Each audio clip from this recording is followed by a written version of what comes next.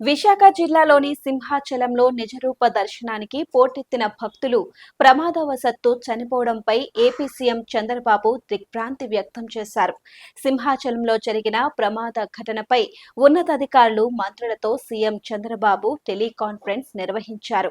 గోడ కూలిన ఘటనపై 3 సభ్యుల కమిటీతో విచారణకు సీఎం చంద్రబాబు ఆదేశించారు. చనిపోయిన 7 భక్తుల కుటుంబాలకు ఒక్కొక్కరికి 25 లక్షల చొప్పున పరిహారం అందించాలని ఏపీ ప్రభుత్వం నిర్ణయం తీసుకుంది.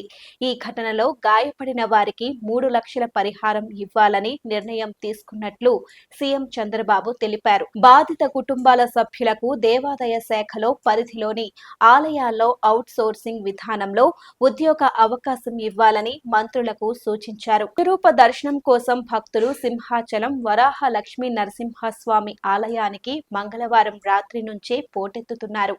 వైశాఖ మాసంలో పౌర్ణమి ముందు వచ్చే తదియ రోజు స్వామివారికి చందనోత్సవం ఘనంగా నిర్వహిస్తారు.